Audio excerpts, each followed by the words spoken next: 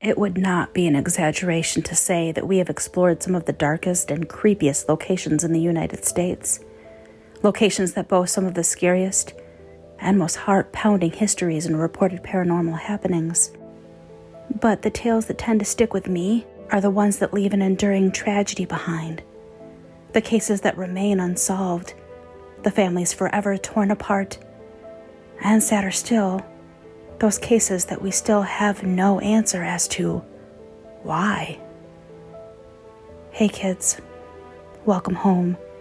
And now that we have officially survived Spooktober 2022, it's time to get back on the road and continue our exploration of the haunted United States. Tonight, we will travel to a quiet and unsuspecting town in Villisca, Iowa. Together, we will investigate and attempt to understand the events that happened here so many years ago. Events that have haunted one particular homestead with its unsettling tragedy, leading to one of the most infamous unsolved crimes in the small town's history. A tragedy that would leave an entire family slaughtered, and a murderer still on the loose. So if you think you're brave enough, and you dare take the journey, it's time to investigate the Villisca Axe Murder House.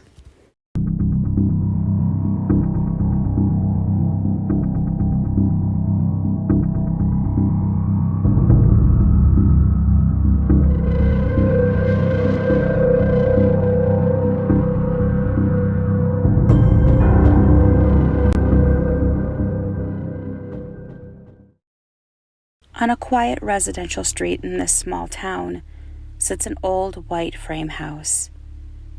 At first, the house seems like any other on the block, but if you look closer, you'll notice that this house is far different from the homes that surround it. The doors and windows are closed up tight and boarded up to discourage peeping eyes. The presence of an outhouse sitting in the backyard suggests a time long gone without the modern luxuries of indoor plumbing. And if that weren't enough to unsettle you, the weathered sign sitting in the front yard should dispel any remaining doubt, because this sign is not offered as a welcome, but as a warning. This is the murder house.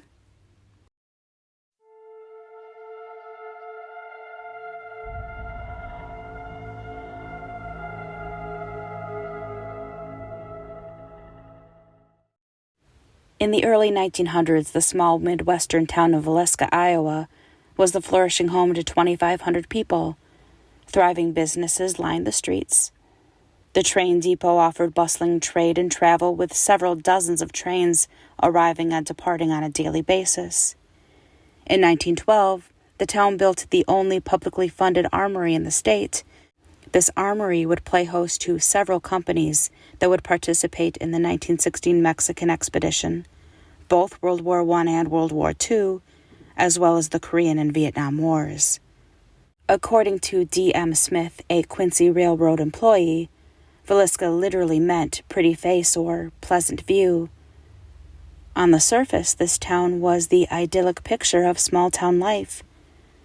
But as the residents of this pretty place were about to discover, things aren't always how they appear on the surface. Unfortunately for the citizens of this close-knit community, the accomplishments that they were so proud of would forever be overshadowed by the horrific deaths of 8 of their very own. Deaths that would lead many to speculate as to the possibility that their town was named not after a, quote, pretty place, but for the Indian word Villisca, evil spirit.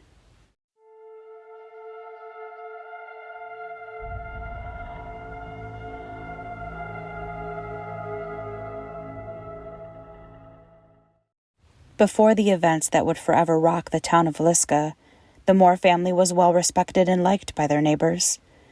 Josiah B. Moore, the patriarch of the Moore family, was one of Villisca's most prominent businessmen as an employee of Frank Jones and the Jones store. The townspeople found him charming and engaging, and he quickly gained a reputation as one of the town's favorites.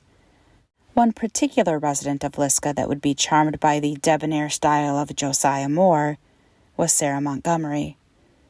Sarah Montgomery was born in Knox County, Illinois in 1873. Her parents would move both Sarah and her sister Mary to the town of Villisca in 1894. And it would not take long for Sarah to be smitten with the up-and-coming Josiah. And Moore would be quite taken with Montgomery in return. The pair would marry on December 6th of 1899 at the home of Sarah's parents. Josiah would continue to thrive in the business world, and Sarah would be an active member of the Presbyterian Church. Together, the pair would become known as kind and considerate by everyone who knew them in Villisca, and they would go on to have 4 children together: Herman, Catherine, Boyd, and Paul. Herman, the eldest, was born in 1901 and quickly gained a reputation as a mini Josiah, and was regularly seen right by his father's side, trying to emulate the prominent businessman. Catherine would be born 2 years later in 1903, and she was known more as a social butterfly, with many friends flocking to spend time with the sweet and friendly Catherine. And unfortunately for 2 of those young friends, this would prove to be fatal. Boyd would be born in 1906, and Paul in 1908, and unfortunately, not much is known about the 2 boys, who would not live past 7 and 5 years respectively. In fact, there are only 2 known photos of the 2 youngest Moore children, and unfortunately the 2 photos that we do have appear to have been when the children were much younger than they were at the time of their tragic deaths in 1912. Lena Gertrude and her sister Ina May Stillinger were the daughters of Joseph and Sarah Stillinger. Both girls were born on the Stillinger farm just outside of Villisca.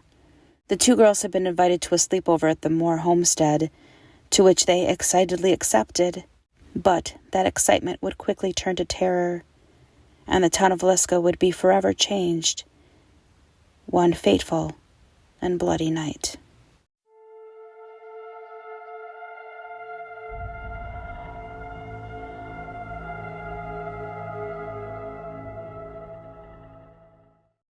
Even by today's standards, where true crime has become entertainment, and we have become desensitized to some of the human atrocities we see in the news on a near daily basis, the events of June 10th, 1912 would still be considered brutal and horrific. Early in the morning on Sunday, June 9th, Lena and Ina Stillinger left their home to attend morning church services. They had planned on spending the remainder of the afternoon and evening with their grandmother. The intended plan had further included the girls spending the night after the church's Children's Day program that would take place that evening. That plan would change, however, when the girls were invited by Catherine Moore for a sleepover at her house instead. Prior to leaving the Children's Day exercises, Mr. Moore had placed a call to the Stillinger home to ask permission for the girls to stay overnight. Blanche, Lena and Ina's older sister, informed Mr. Moore that her parents were outside, but assured him that she would pass along the message. The Children's Day program at the Presbyterian Church was an annual event, and on this Sunday evening the program began at 8 p.m. According to witness accounts, it was Sarah Moore herself who coordinated the event's festivities. All 4 of the Moore children, as well as the 2 Stillinger girls, participated in the events, with Josiah Moore proudly watching from the congregation. The program ended at 9:30 p.m., and the Moore family, with the Stillinger sisters in tow, would walk home from the church, arriving home somewhere between 9:45 and 10 p.m. The details of what occurred that night have been pieced together as best as possible via the witness testimonies of 14 individuals taken during the inquest investigation held on June 11th, and the notes and findings of an admittedly lacking and mismanaged police investigation. According to Mary Peckham, the Moore family's next-door neighbor, she had seen the group leaving for the church event. However, she had gone to bed at approximately 8 p.m. and did not see them return. According to her testimony, Miss Peckham heard absolutely no noises from the house throughout the night. The following morning at around 5 a.m., she stepped out into her yard to begin laundry, and nearly 2 hours later, she realized that not only had she not seen or heard any member of the Moore family, but that the home was unusually quiet and still. Mrs. Peckham approached the home and knocked on the door, but she received no answer. She then let out the Moore's chickens and checked on their livestock, surprised to see that they were all still penned up from the night before.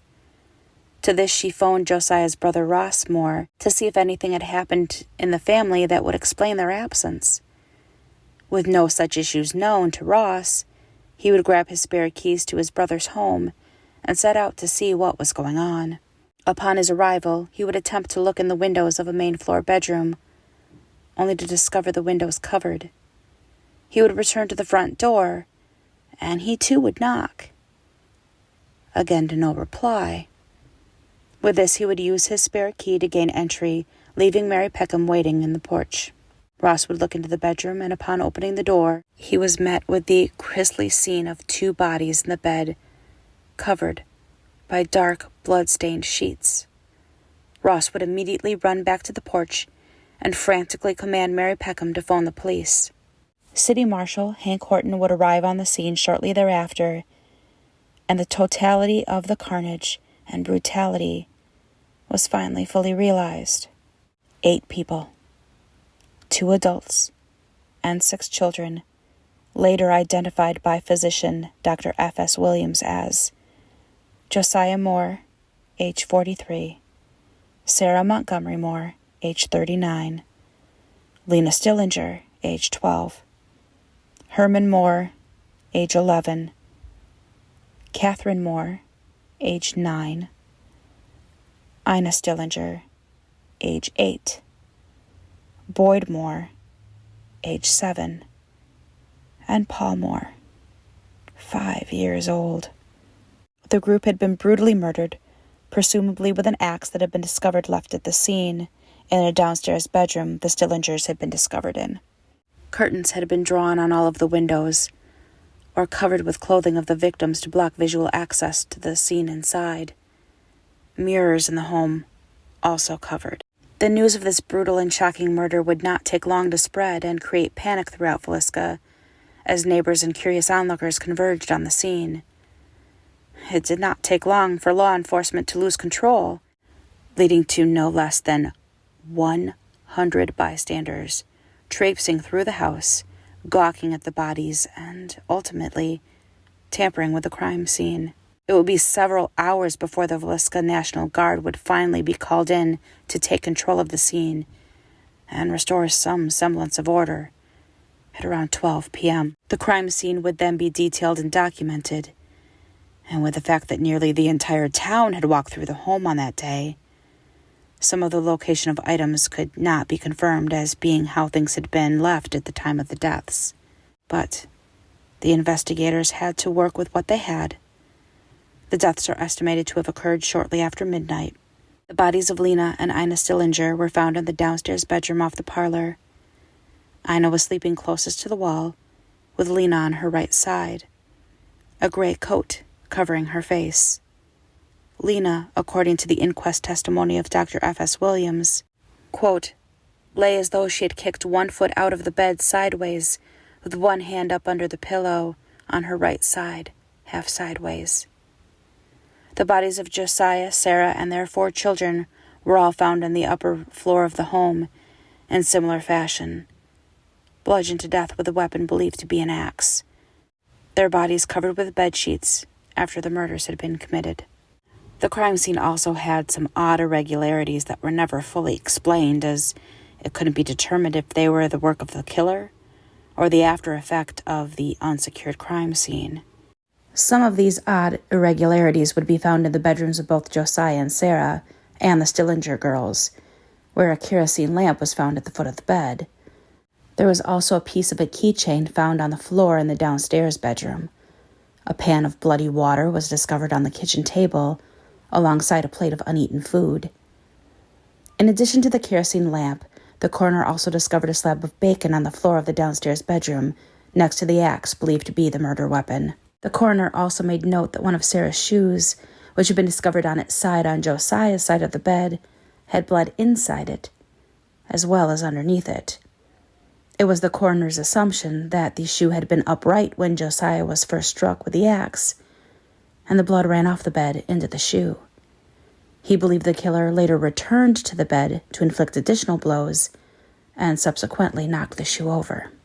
For the townspeople, the speculation was almost too much to bear. The knowledge that among the residents of their small town, there was potentially a killer in their midst. The townspeople began to gossip. Insinuations as to who could have possibly committed these brutal murders would run rampant. Friendships would become strained. Some would be irrevocably dissolved into speculation, suspicion, leaving the town divided. Even after 100 years, the events of that fateful evening, the feelings of frustration, anger, fear, and pain, they still linger. A pain of the unknown, of tragedy, of unanswered questions. And amidst those unanswered questions, the most predominant was, why? Why would anyone want to murder such a well-respected family? For what reason would anyone so brutally murder 8 people, 6 of which were small children? And followed closely behind the question of why would be who? Who among them was capable of such atrocities? Who would have such hatred in their hearts for the Moore family and the young Stillinger girls? Who indeed? And now a word from our sponsors. VENATOS is in our hands. It's left to us, guys. And we gotta do something with it.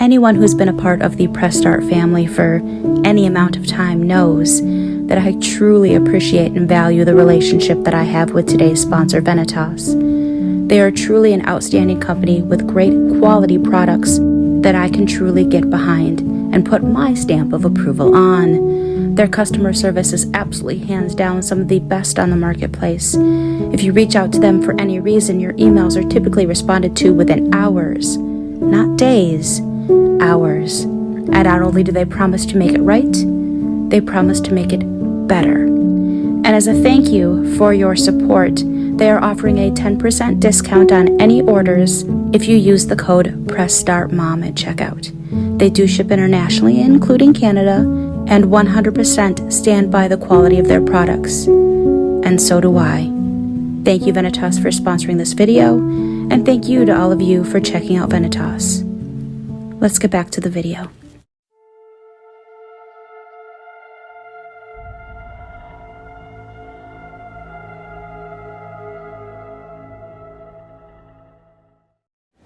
While no one was ever convicted of these horrendous murders that shook the small town of Villisca on that June evening in 1912, there seemed to be no shortage of suspects.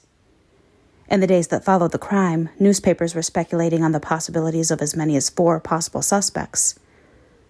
Unfortunately, however, the leads would quickly be proven false, and as time wore on, all potential leads would be exhausted. But it would be the 4 early suspects in the case that would haunt the consciousness of Villisca, and they continue to do so to this day. William Mansfield of Blue Island, Illinois, was the prime suspect of the Burns Detective Agency of Kansas City, and most particularly, Detective James Newton Wilkerson. According to his investigation, the murders of Josiah, Sarah, their children, and the Stillinger girls were committed by Mansfield, who was acting as a hired hitman for a man by the name of F.F. Jones. Wilkerson based his case around the fact that Mansfield was a known cocaine addict and a serial killer, having been convicted of the murders of his wife, infant child, father, and mother-in-law on July 5th of 1914, a mere 2 years after the Villisca murders. He was also convicted of another series of axe murders committed just 4 days prior to the Villisca murders. All of these murders were committed in precisely the same manner, which Wilkerson indicated that, to him, the crimes had been committed by the same man, Mansfield. Wilkerson would further state that he could prove Mansfield was present in each of the locations on the night of the murders. An investigation into Mansfield was opened in 1916, which would lead to his arrest. However, it would be payroll records that would earn William Mansfield his freedom. These records would provide an alibi proving that he was in Illinois at the time of the Villisca murders. He was released for lack of evidence, and later won a lawsuit he brought against Wilkerson, awarding him a total payout at the time of $2,225 in damages, which would be equivalent to $68,082 in 2022. William Mansfield was released, and he immediately retreated to Kansas City, never looking back. Another prime suspect in the Villisca axe murder case was a seemingly odd gentleman to point a finger at, seeing as the victims were avid church-going, God-fearing individuals. But the amount of evidence was indisputable when it came to traveling preacher, Reverend George Kelly. Kelly and his wife had settled in Iowa the same year as the murders after several years of preaching throughout the Midwest. In 1917, Kelly was arrested and charged with the murder of just one of the victims of the Morehouse murders. Reverend Kelly had been invited to attend the Children's Day program at the church. His presence in Villisca on the night of the murders, paired with his subsequent departure in the early morning hours the day after the murders, made him a prime suspect in the investigation. And then there's the fact that he confessed. His confession would be contested and was felt to be making a mockery of law enforcement practices at the time, and was withdrawn before his trial began. Kelly's first trial resulted in a hung jury, and he would be acquitted during his second. Once acquitted, Kelly would continually move, first to Kansas City, then Connecticut, with his last known place of residence being New York City. The remaining years of his life and his final resting place remain a mystery. There also existed a strong possibility that a serial killer was actually at work. In investigating Mansfield for the crimes, the similarities to other unsolved murders would become apparent. M.W. McLaury, a federal agent assigned to the Villisca case, would actually announce in May of 1913 that he had solved not only the Villisca murders, but 22 additional unsolved murders that occurred throughout the Midwest during the same time period. He theorized that Henry Moore, who was in no way related to Josiah Moore, was responsible for all of these crimes. Henry Lee Moore lived a tumultuous life wrought with vile and questionable behavior. In 1900, Henry was living with a family in Franklin County, Iowa, working for them as a farmhand. It is suspected that Henry may have fathered a child with the young daughter of the farmer. Shortly thereafter, Henry was sentenced to the Kansas State Reformatory in Hutchinson, Kansas, on a forgery charge. He was later released on April 11th of 1911, and it would not take long for trouble to find Moore again, as he would be convicted of the murders of his mother and maternal grandmother, just months after the murders in Villisca. Moore's family's deaths were just as brutal and tragic, with a weapon of choice in both crimes being an axe. With the similarities in both method and manner of these heinous slayings, other unsolved murders would quickly be assigned to Moore as other potential murders at his hands, such as an axe murder in Colorado Springs, occurring just 9 months before the events in Villisca, in which a gentleman by the name of H.C. Wayne would be slain, as well as his wife and child, and a family friend, Mrs. A.J. Burnham, and her children. Only a month later, in October of 1911, a family was killed in Illinois, and just a week after that, 5 members of a family in Ellsworth, Kansas were murdered as they slept. If that weren't enough, just a week before the Villisca axe murders, a man and his wife would meet a similar fate in Powell, Kansas. The similarities in the crimes were shocking. McLaury would voice his belief that Mr. Henry Moore was the responsible party in all of the murders. For whatever reason, his proclamation went largely ignored, and as best has been determined, other than the forgery conviction and the conviction for his role in the murders of his mother and grandmother, he was not convicted of any other crimes. And for that murder charge, he would serve 36 years of a life sentence before being paroled by the governor of Missouri on December 2nd, 1949. The governor commuted his sentence on July 30th, 1956.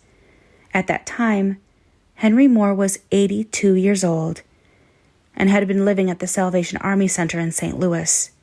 It is unknown where he died or where he was living at the time of his death. He simply faded into obscurity. With an urge to quickly solve such an atrocious crime, any unaccounted for stranger or transient would be deemed a suspect. One such individual was Andy Sawyer.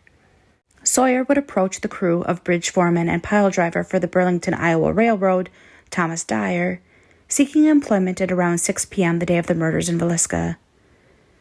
Dyer would later state that Sawyer was wearing shoes that were caked with mud, and his pants were wet, nearly up to the knee. Despite Sawyer's shabby appearance, Dyer was short a man, so he would hire Sawyer on the spot. Mr. Dyer would later testify that when the crew hit Fontell, Iowa that evening, Sawyer purchased a paper which featured the details of the Villisca murders, and that he was quite interested in the details. The crew would complain and express discomfort in the behavior of Sawyer, as he would sleep in his dirty and wet clothing, sleeping with his axe, and continually bringing up the Villisca axe murders, inquiring as to whether or not a killer had been charged and apprehended. Sawyer supposedly reported to Dyer that not only had he been in Villisca at the time of the murders, but that he had heard them being committed and was afraid that he would be considered a suspect, and this was why he had left and showed up seeking employment with Dyer and seeking a way out. This would raise Dyer's suspicions, and he would turn Sawyer over to the sheriff on June 18th of 1912. Sawyer, however, would later be dismissed as a suspect when it was proven that he had actually been in Osceola, Iowa at the time of the murders, as he had been arrested at that time for vagrancy. And while over the years some confessions to the crime would be offered, none would come to fruition or lead to a conviction. Speculation and rumors would never find a solution. This would leave the town of Villisca with an unsolved tragedy, and with such a vile situation it would be no wonder the stories would begin to circulate, claiming that the home left not only a tragic tale in its wake, but that the spirits of its villainy, unable to rest and find peace with the justice they had never been served, were still very much around.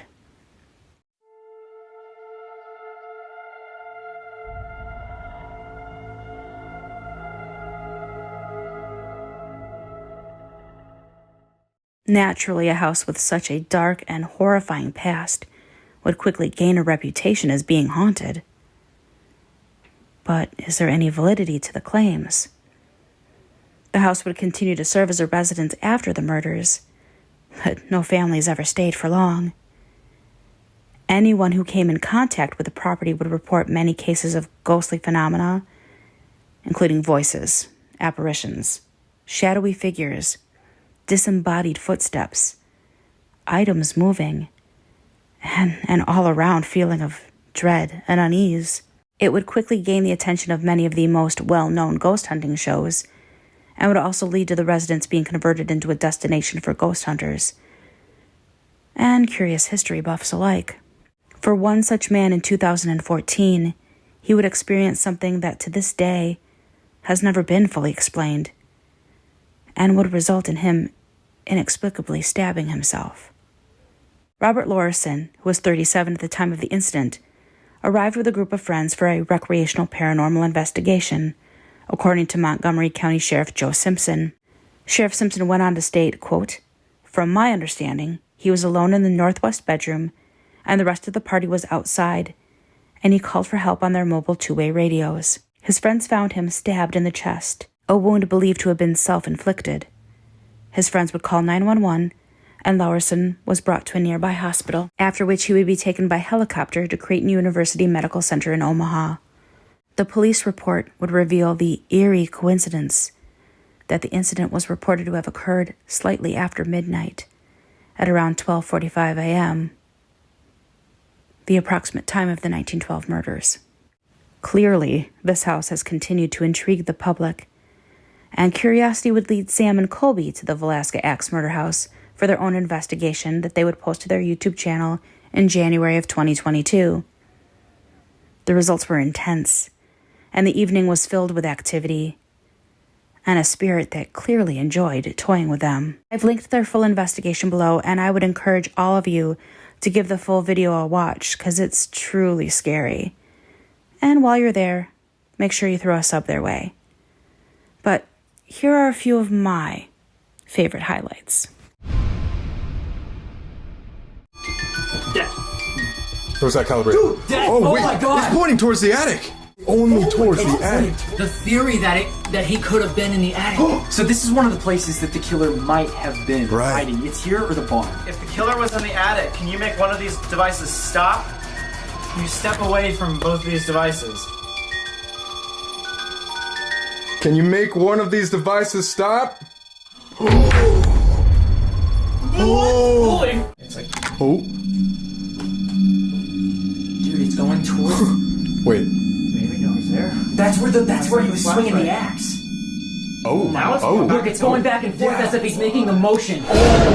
Oh my fucking God! Yeah, I didn't even think about that. That gave me chills. Oh! That just flat. Wait, I've never seen him do that before. What, going on and off? It went boom, boom. Was that on camera? I definitely got that on camera. It's for swinging sure. the axe? There it is, Oh again. my God! At the same time! Oh my God! It's going off so fast. Can you turn off the REM pod? Oh. Do you want us to leave? Oh my God, dude. Oh my God. If you're here, will you make yourself known?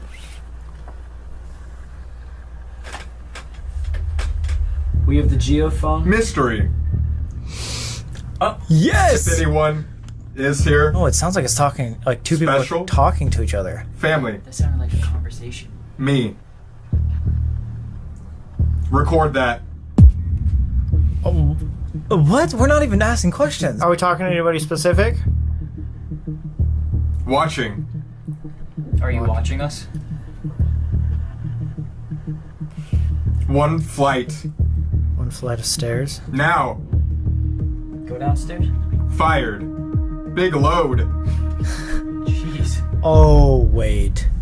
Oh my God. That's not fucking cool. Dude, In this. End this? I don't know what you're talking about. Is he with you? Is who with me? Me. Holy shit! What? Holy what? shit. What? Bro, that was a door. What? A door just fucking You slammed. said, you said, who was with me? And you said me, and then slam immediately. Alright, are we ready? Yes, sir. We're here. I think he was right here. No way! What? You're kidding. Cold.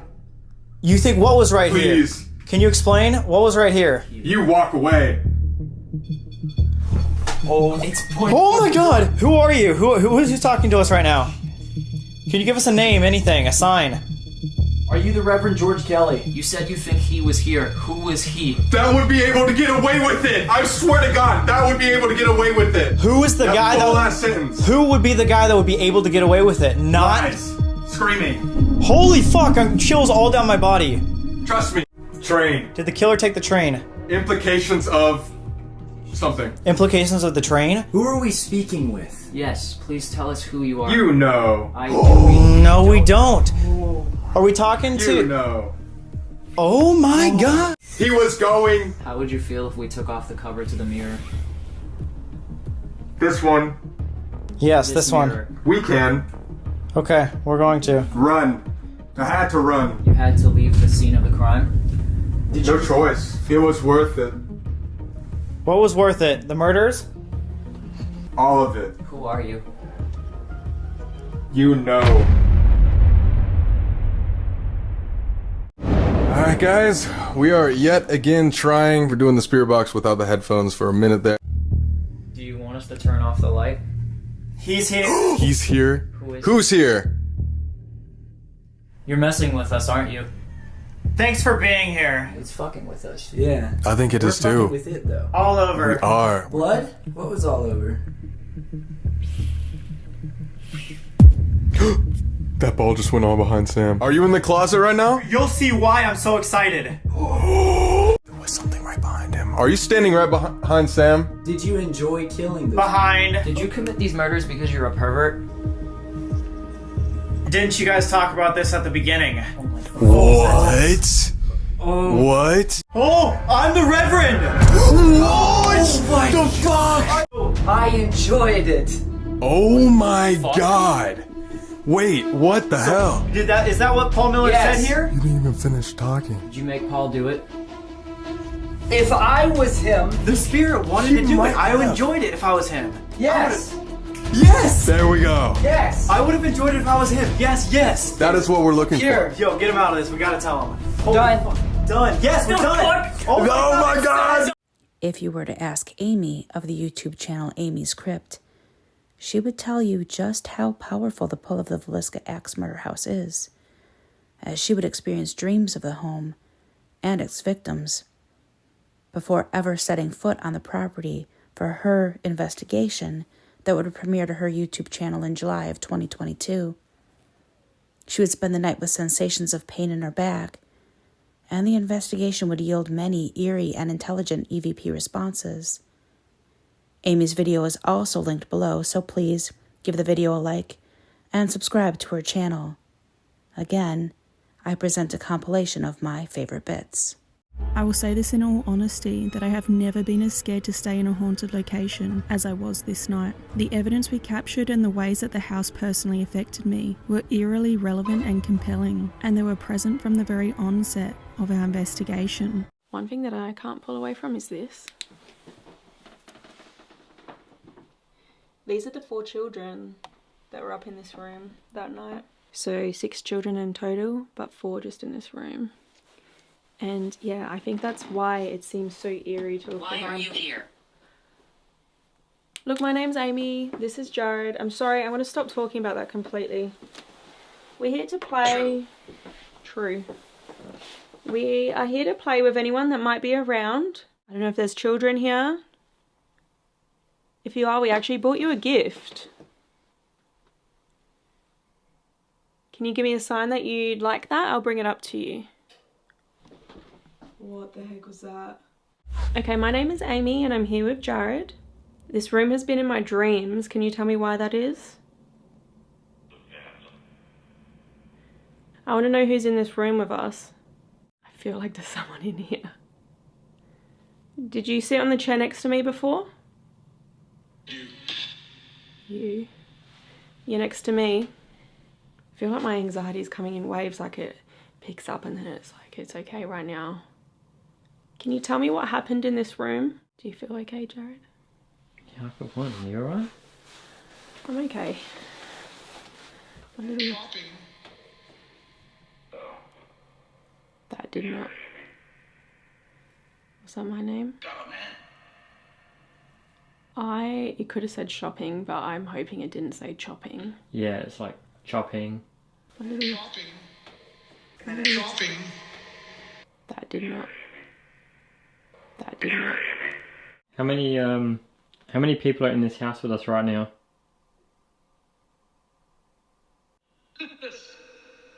That was a weird laugh.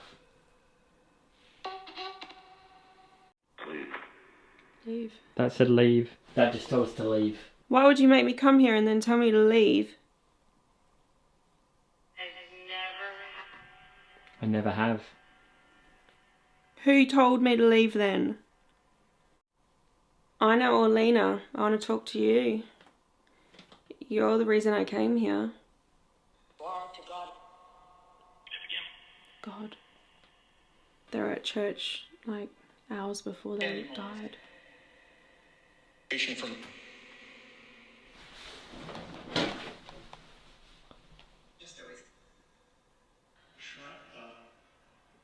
Shut up. Did I just say shut up? That said shut up. From...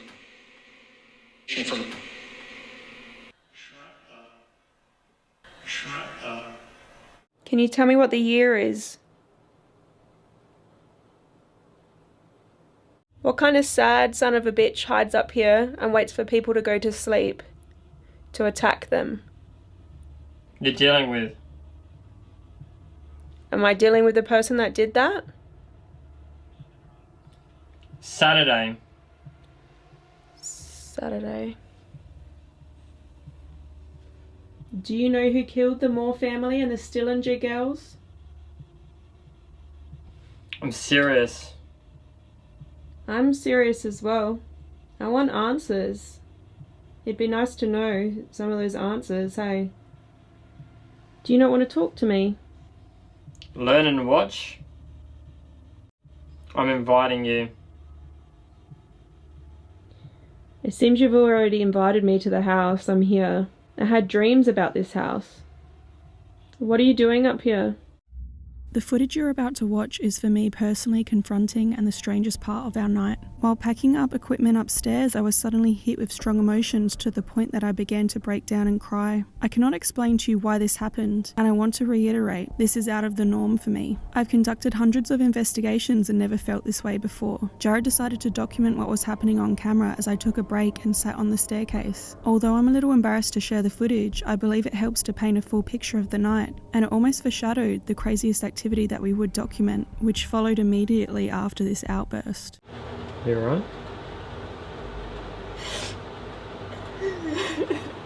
What? What's wrong? Wait. What's wrong? I don't know.